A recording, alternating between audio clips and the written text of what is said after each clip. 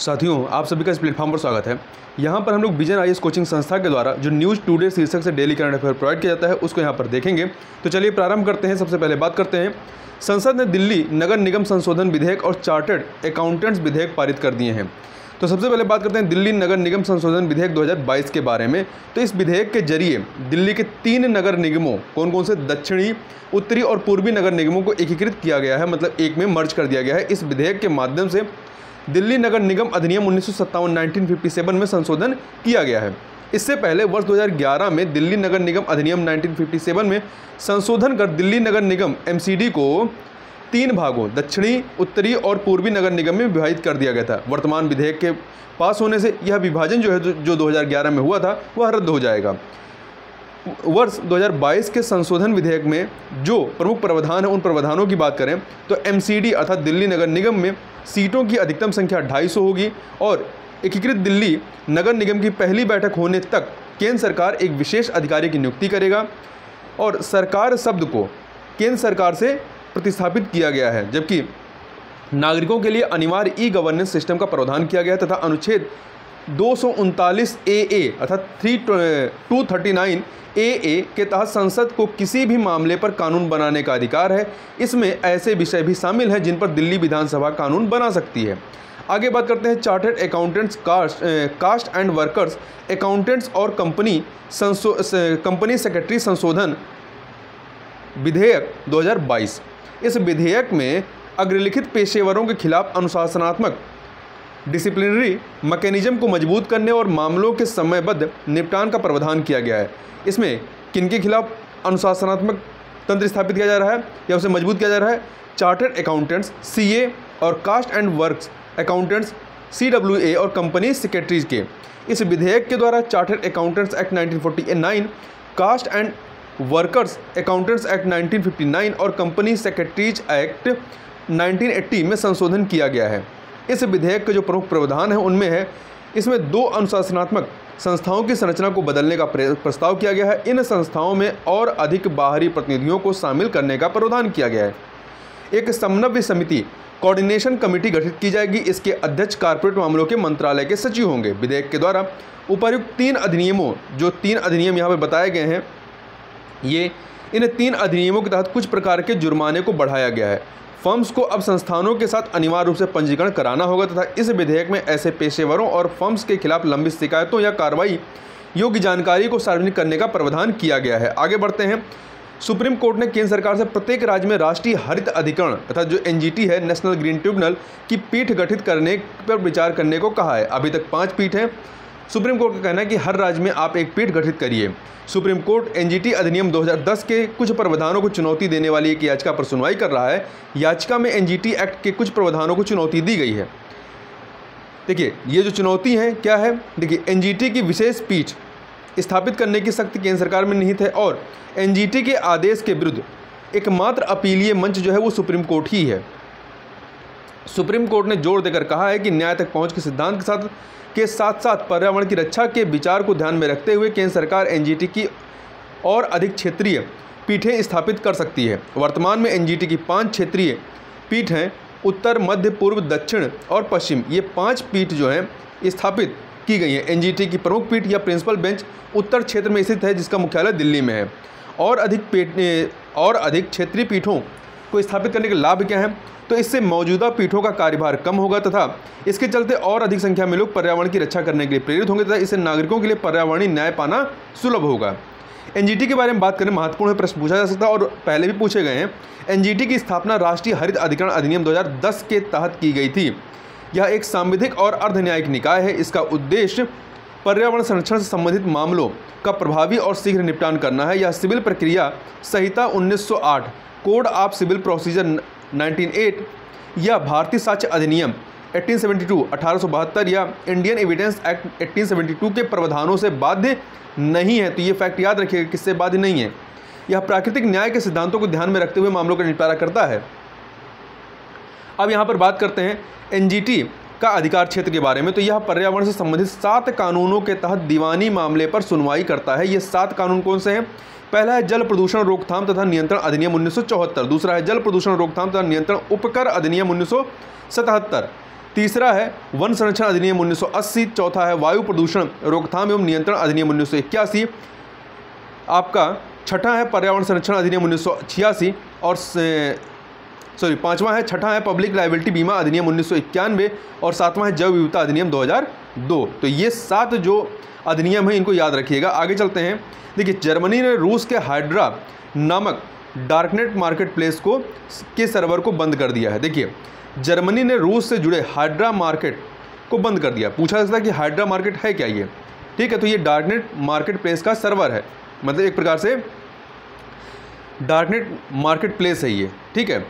इसे अवैध वस्तुओं और सेवाओं का दुनिया में सबसे बड़ा और सबसे पुराना डार्कनेट मार्केट प्लेस माना जाता है। डार्कनेट के बारे में बात करें तो इसे डार्क वेब के रूप में भी जाना जाता है। यह इंटरनेट का वह हिस्सा है जिसे गूगल जैसे पारंपरिक सर्च इंजनों के माध्यम से जो है वो एक्सेस नहीं किया जा सकता है। साथ ही इसे क्रोम या सफारी जैसे सामान्य ब्राउजर के माध्यम से भी एक्सेस नहीं किया जा सकता है। इसे आमतौर पर नॉन स्टैंडर्ड कम्युनिकेशन प्रोटोकॉल का उपयोग किया जाता है इसमें, ठीक है। इसलिए यह इंटरनेट सर्विस प्रोवाइडर या सरकारी अधिकारियों के लिए एक्सेसिबल नहीं होता है। डार्कनेट पर सभी कंटेंट एनक्रिप्टेड होते हैं, इसलिए इसके वेब पेज को एक्सेस करने के लिए विशेष प्रकार के ब्राउजर जो है जैसे कि the onion ring tor browser की आवश्यकता होती है। डार्कनेट डीप वेब का केवल एक हिस्सा है। डीप वेब एक व्यापक अवधारणा है जिसमें पासवर्ड द्वारा सुरक्षित साइट्स होती हैं, जन सामान्य के लिए आसानी से उपलब्ध और मानक सर्च इंजनों जैसे कि आपका गूगल है, ठीक है, इन सर्च इंजनों द्वारा एक्सेस किए जा सकने वाले इंटरनेट के भाग को सरफेस वेब कहा जाता है। यहाँ आप चित्र में आप देख सकते हैं, ये कुछ इस प्रकार से पूरे नेट को दिखाया गया है, ठीक है, इंटरनेट की दुनिया को।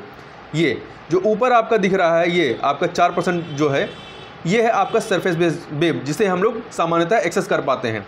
फिर इसके बाद आता है आपका ये डीप वेब, ठीक है, इसमें भी ये डीप वेब है। फिर एक है डार्क वेब, दो प्रकार के होते हैं। डीप वेब इसमें सरफेस वेब कॉलर एक्सेस नहीं कर सकते हैं। यहाँ पर क्या होता है, मेडिकल रिकॉर्ड होते हैं, कानूनी दस्तावेज हैं, वैज्ञानिक रिपोर्ट, सब्सक्रिप्शन जानकारी, प्रतिस्पर्धी वेबसाइट, मतलब बिना आप कह सकते हैं कि इजाज़त के आप यहाँ पर नहीं जा सकते हैं। इसके अतिरिक्त इसमें एकेडमिक जानकारी, बहुभाषी डेटाबेस, वित्तीय रिकॉर्ड, सरकारी संस्थान, संगठन विशिष्ट रिपोजिटरी ये होते हैं। और ये पूरे इंटरनेट का जो है, इंटरनेट की जो दुनिया है उसका 90% होता है डीप वेब, ठीक है। सरफेस वेब 4% होता है, डीप वेब 90% होता है और फिर डार्क वेब होता है एक। केवल टॉर जैसे कुछ ब्राउजर्स के माध्यम से एक्सेस किया जा सकता है। डीप वेब प्रौद्योगिकियों को डार्क वेब में, देखिए, डीप वेब प्रौद्योगिकियों की डार्क वेब में शून्य भागीदारी होती है, ठीक है। तो यहाँ पे जो साइट्स होती हैं वो टॉर एनक्रिप्टेड साइट्स होती हैं। यहाँ पर ये 6% आपका पूरे आपके इंटरनेट की दुनिया का 6% हिस्सा है आपका डार्क वेब। यहाँ नशीले पदार्थों की तस्करी, प्राइवेट कम्युनिकेशन, राजनीतिक विरोध, गैर कानूनी जानकारियाँ इत्यादि यहाँ पर आपको मिलेंगी। आगे चलते हैं। इसमें देखिए, इसका उपयोग जो आपका डार्कनेट है, डार्कनेट जो है इसका उपयोग क्या है, तो देखिए, दमनकारी व्यवस्था में काम करने वाले पत्रकारों और नागरिकों द्वारा, ताकि वे बिना किसी सरकारी सेंसरशिप के आपस में संवाद कर सके, वो लोग इस्तेमाल करते हैं। इसके अतिरिक्त शोधकर्ताओं और छात्रों द्वारा, ताकि वह संवेदनशील विषयों पर शोध कर सकें। कानून प्रवर्तन एजेंसियों द्वारा डार्क नेट के उपयोग से जुड़ी चिंताओं की यदि बात करें तो यह गुमनाम अर्थात अज्ञात बने रहने का विकल्प प्रदान करता है। यह अवैध गतिविधियों के लिए सुरक्षित आश्रय है। इसमें निजता और नैतिकता संबंधी चिंताएं भी शामिल हैं। इसके माध्यम से नशीली दवाओं का कारोबार भी होता है। इसका उपयोग आतंकवादियों द्वारा संचार के माध्यम के रूप में भी किया जाता है। अब आगे बात करते हैं।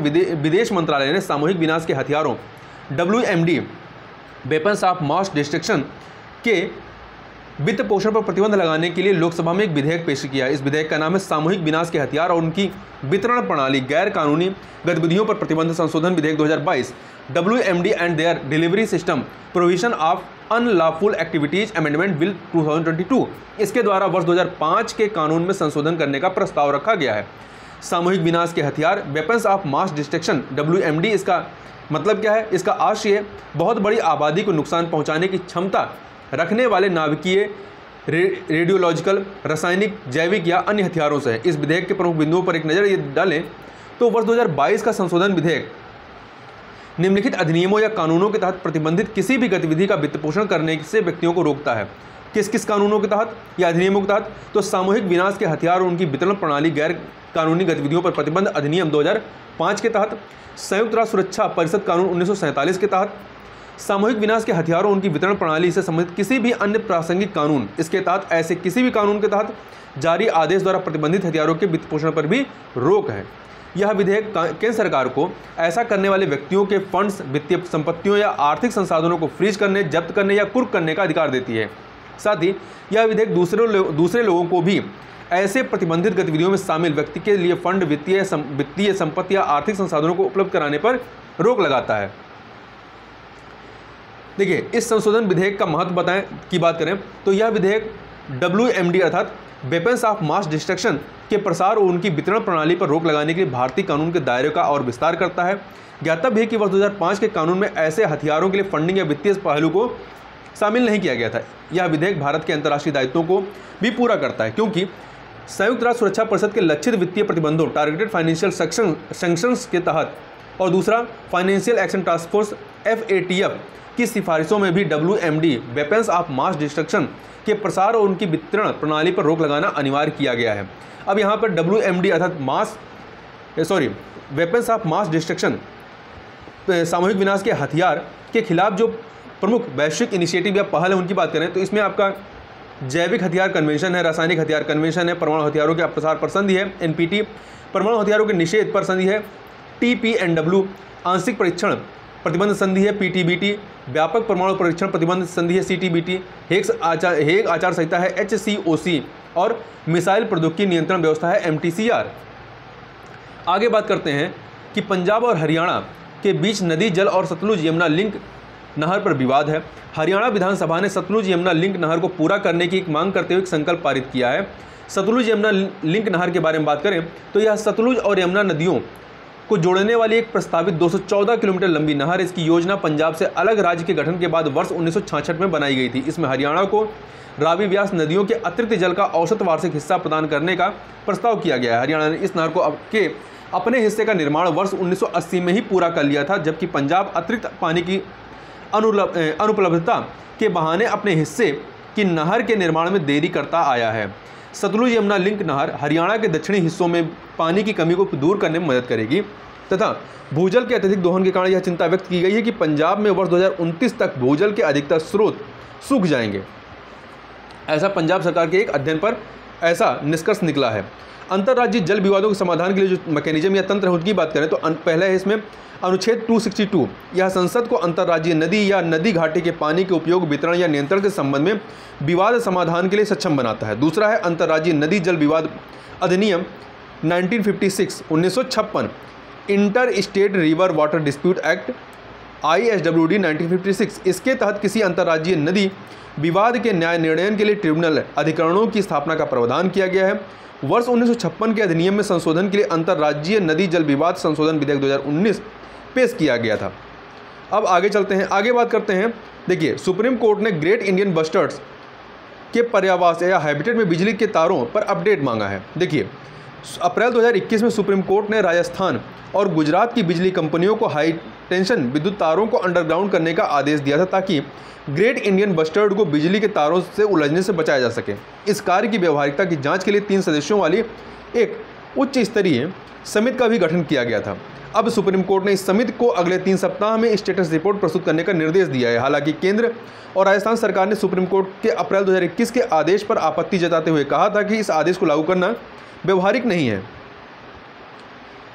इनका तर्क था कि इसमें सुरक्षा संबंधी उच्च खतरे हैं और इसे लागू करने में लागत भी अधिक आएगी। यह भी तर्क दिया गया था कि इस आदेश को लागू करने से भारत में बिजली क्षेत्र पर व्यापक प्रतिकूल प्रभाव पड़ सकता है, साथ ही जीवाश्म ईंधन से नवीकरणीय ऊर्जा की ओर ट्रांजिशन के प्रयास भी प्रभावित होंगे। ज्ञातव्य है कि ग्रेट इंडियन बस्टर्ड्स के पर्यावास वाले इलाकों में शामिल अधिकतर क्षेत्र नवीकरणीय ऊर्जा के विकास के लिए महत्वपूर्ण है। अब ग्रेट इंडियन बस्टर्ड जो है उसके लिए जो कुछ अन्य खतरे हैं जिनका सामना वह कर रहा है उसकी बात करें तो इसमें शिकार, पर्यावास की क्षति, ग्रीनिंग प्रोजेक्ट्स, हरितीकरण परियोजनाएं जिसके तहत शुष्क घास के मैदान को वन क्षेत्रों में बदला जा रहा है, चूँकि ये घास मैदानों में रहते हैं, शिकारियों द्वारा इनके अंडों का शिकार इत्यादि ऐसे कुछ खतरे हैं इनके सामने। ग्रेट इंडियन बस्टर्ड के संरक्षण के लिए उठाए गए कदमों की यदि बात करें तो इस प्रजाति को स्पीसीज फॉर रिकवरी प्रोग्राम में शामिल किया गया है। इस कार्यक्रम की शुरुआत पर्यावरण और वन मंत्रालय के integrated development of wild life habitat के तहत की गई है। इसे राष्ट्रीय वन्यजीव कार्य योजना 2002 से 2016 के तहत भी शामिल किया गया है। आगे बात करते हैं ग्रेट इंडियन बस्टर्ड्स के बारे में, कुछ अन्य चीज़ों की। तो इसके पर्यावास में क्या शामिल है, कहाँ पे पाए जाते हैं? तो शुष्क और अर्धशुष्क घास के मैदान, कांटेदार झाड़ियों वाला खुला क्षेत्र, लंबे घासों से युक्त कृषि भूमि क्षेत्र। ग्रेट इंडियन बस्टर्ड सिंचाई वाले इलाकों में जाने से बचते हैं। राजस्थान में इस प्रजाति की संख्या सबसे अधिक है। यह भारतीय उपमहाद्वीप की स्थानिक अर्थात एंडेमिक प्रजाति है। आयुष्य स्थिति की बात करें तो क्रिटिकली एंडेंजर्ड कैटेगरी में है यह। और प्रमुख स्थल जहाँ पे पाए जाते हैं उसमें है डेजर्ट नेशनल पार्क राजस्थान, नलिया बरोरा महाराष्ट्र, बेल्लोरी कर्नाटक, यहाँ पर ये पाए जाते हैं। आगे चलते हैं सुर्खियों में जो चीज़ें रही उनकी बात करते हैं। तो देखिए पहले बात करते हैं सूचना प्रौद्योगिकी मध्यवर्ती दिशा निर्देश और डिजिटल मीडिया आचार संहिता नियम 2021 के बारे में। तो सूचना और प्रसारण मंत्रालय ने आईटी नियम 2021 के तहत 22 यूट्यूब चैनल्स को ब्लॉक कर दिया है। ठीक है, ये मुख्यतः पाकिस्तान से संबंधित रहे हैं। इन नियमों को इलेक्ट्रॉनिक्स और सूचना प्रौद्योगिकी मंत्रालय द्वारा अधिसूचित किया गया है। जो आईटी नियम 2021 है, ये नियम सूचना और प्रसारण मंत्रालय के सचिव को सूचना प्रौद्योगिकी कानून 2000 की धारा 69A के तहत सूचना तक सार्वजनिक पहुंच को बाधित करने के लिए निर्देश जारी करने का अधिकार देते हैं। ऐसे निर्देशों को निम्नलिखित प्रमुख आधारों पर जारी किया जा सकता है: भारत की संप्रभुता और अखंडता के हित में, भारत की रक्षा और राज्य की सुरक्षा के हित में, विदेशी राष्ट्रों के साथ मैत्रीपूर्ण संबंध बनाए रखने या लोक व्यवस्था के हित में इत्यादि। इन निर्देशों का पालन करने में विफल रहने वाले मध्यवर्तियों या इंटरमीडिएटरीज को 7 वर्ष तक की सजा और जुर्माना दोनों से दंडित किया जा सकता है। आगे बात करते हैं प्रतिचक्रीय पूंजी बफर के बारे में, काउंटर साइक्लिकल कैपिटल बफर के बारे में, CCCB। तो देखिए हाल ही में भारतीय रिजर्व बैंक RBI ने CCCB को सक्रिय नहीं करने का निर्णय लिया है। RBI द्वारा वर्ष 2015 में CCCB, इसका पूरा नाम याद रखिएगा, प्रतिचक्रीय पूंजी बफर की रूपरेखा तैयार की गई थी। केंद्रीय बैंक जो है बेसल 3 मानदंडों का पालन करते हुए देश में बैंकों के लिए कुछ निश्चित पूंजी पर्याप्तता मानदंड, कैपिटल एडिक्वेसी नॉर्म्स निर्धारित करते हैं। CCCB ऐसे मानदंडों का एक भाग होता है। इसकी गणना बैंक की जोखिम भारित ऋण लेखा बही, रिस्क वेटेड लोन बुक के एक निश्चित प्रतिशत के रूप में की जाती है। CCCB व्यवस्था के 2 तरफा उद्देश्य है। पहला, यह बैंकों के लिए अच्छे समय लाभ की स्थिति के दौरान में पूंजी का एक बफर बनाना अनिवार्य करता है। इसका उपयोग बैंक कठिन समय के दौरान वास्तविक क्षेत्र रियल सेक्टर्स में ऋण के प्रवाह को बनाए रखने के लिए कर सकते हैं। यह अत्यधिक ऋण वृद्धि के समय बैंकिंग क्षेत्र को अंधाधुंध अविवेकी रूप से उधार देने से रोकता है। ऐसे ऋण से अक्सर प्रणालीगत जोखिम का निर्माण होता है। आगे बात करते हैं ब्रॉडकास्ट सेवा पोर्टल के बारे में। तो यह अलग अलग प्रकार के लाइसेंस, अनुमतियों, पंजीकरण आदि के लिए ब्रॉडकास्टर्स के आवेदनों की त्वरित फाइलिंग और प्रोसेसिंग हेतु एक ऑनलाइन पोर्टल सॉल्यूशन है। इसे सूचना और प्रसारण मंत्रालय द्वारा लॉन्च किया गया है। यह एक सरल और उपयोगकर्ता अनुकूल वेब पोर्टल है। यह ब्रॉडकास्टर्स को एंड टू एंड समाधान प्रदान करता है। साथ ही यह संबंधित पारितंत्र में पारदर्शिता और जवाबदेही भी सुनिश्चित करता है। इससे आवेदनों से संबंधित संपूर्ण कार्रवाइयों को पूरा करने में लगने वाले समय में कमी आएगी। साथ ही यह आवेदकों को अपने आवेदनों से संबंधित प्रगति को ट्रैक करने में भी सहायता प्रदान करेगा। आगे बात करते हैं प्रकृति के बारे में। तो इस प्रकृति के बारे में याद रखिएगा, केंद्रीय पर्यावरण, वन और जलवायु परिवर्तन मंत्री ने प्रकृति नाम से एक शुभंकर या मैस्कॉट लॉन्च किया है। इसे बेहतर पर्यावरण के लिए संधारणीय रूप से छोटे बदलावों को अपनाने के संबंध में जन सामान्य को जागरूक बनाने के लिए जारी किया गया है। इसके अतिरिक्त प्लास्टिक कचरा प्रबंधन के लिए निम्नलिखित पहल आरंभ की गई है। इसके तहत एकल उपयोग वाले प्लास्टिक के उन्मूलन और प्लास्टिक कचरा प्रबंधन पर राष्ट्रीय डैशबोर्ड, केंद्रीय प्रदूषण नियंत्रण बोर्ड CPCB ने प्लास्टिक पैकेजिंग के लिए एक विस्तारित उत्पादक उत्तरदायित्व extended producer responsibilities EPR portal का शुभारंभ किया गया है। यह EPR दायित्वों के प्रति जवाबदेही, ट्रेसेबिलिटी, पारदर्शिता में सुधार और रिपोर्टिंग अनुपालन कंप्लायंस को आसान बनाएगा। CPCB ने एकल उपयोग वाली प्लास्टिक से संबंधित शिकायतों के निवारण के लिए एक मोबाइल ऐप लॉन्च किया गया है। यह नागरिकों को अपने क्षेत्र में एकल उपयोग वाले प्लास्टिक की बिक्री, उपयोग, विनिर्माण पर नजर रखने और प्लास्टिक कचरे से निपटने में सक्षम बनाएगा। CPCB ने एकल उपयोग वाले प्लास्टिक हेतु एक निगरानी मॉड्यूल आरंभ किया है। प्लास्टिक कचरे से ग्राफीन का औद्योगिक उत्पादन करने का भी पहल प्रारंभ की गई है, या इसको भी प्रारंभ किया गया है। आगे बात करते हैं गैनोडर्मा लूसिडम के बारे में। गैनोडर्मा लूसिडम, देखिए यह खाने योग्य व औषधि गुण वाला एक मशरूम होता है। इसे चीन में लिंगजी और जापान में ऋषि नाम से जाना जाता है। इसमें पाए जाने वाले रासायनिक तत्वों में कई औषधीय गुण होते हैं। गैनोडर्मा में 400 से अधिक रासायनिक तत्व होते हैं। इनमें triterpene, polysaccharide, nucleotide, alkaloid, steroid, amino अम्ल, फैटी एसिड और फिनॉल आदि शामिल होते हैं। इसमें इम्यूनिटी को मजबूत करने के साथ साथ एंटी इन्फ्लेमेटरी और एंटी एलर्जिक जैसे कई गुण भी पाए जाते हैं। सामान्य मशरूम के विपरीत यह केवल कास्ट या कास्ट आधारित सतह पर ही उगता है।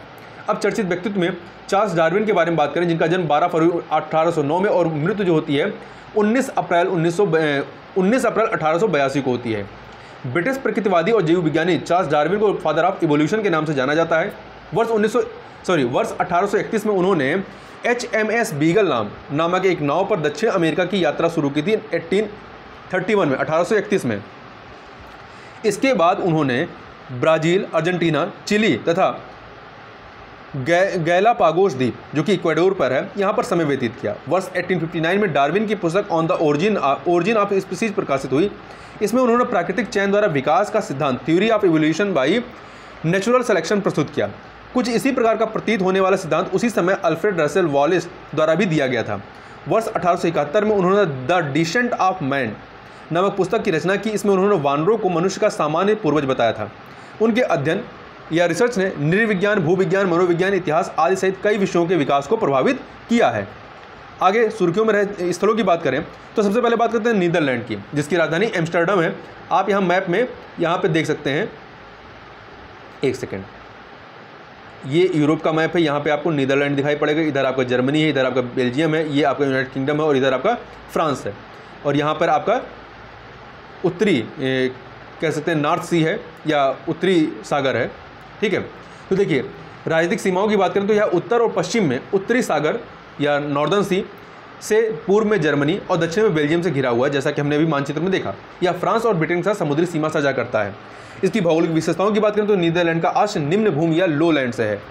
यह लगभग समतल और निम्न भूमि वाला देश है, इसलिए यहाँ झीलों, नदियों और नहरों का व्यापक विस्तार पाया जाता है। नीदरलैंड सरकार ने डाइक, ड्रेनेज कैनाल्स, जल निकासी नहरें और पंपिंग स्टेशन बनाकर पोल्डर भूमि के रूप में अपने भू क्षेत्र के एक बड़े हिस्से को समुद्र या झीलों आदि से प्राप्त किया। पोल्डर भूमि यही होते हैं कि जहाँ पे पहले पानी भरा होता है, जैसे समुद्र हो गया, झील, तो वहाँ के पानी को मशीनों की तरह सुखाया जाता है, फिर एक बांध बनाया जाता है और उस इलाके को, मतलब उस ज़मीन का इस्तेमाल कर लिया जाता है।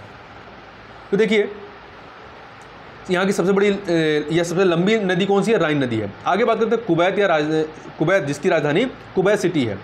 तो आप यहाँ मैप में देख सकते हैं, मैप पे यदि आप देखेंगे तो ये आपका एशियन कंट्री है कुवैत। इधर आपका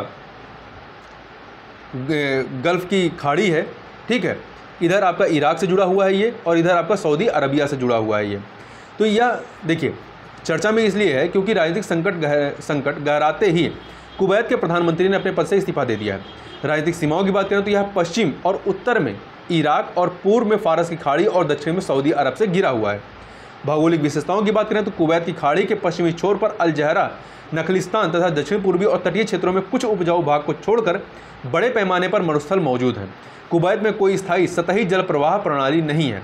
कुवैत के सकल घरेलू उत्पाद अर्थात GDP में तेल निष्कर्षण, एक्सट्रैक्शन और प्रसंस्करण प्रोसेसिंग की हिस्सेदारी लगभग 50% है।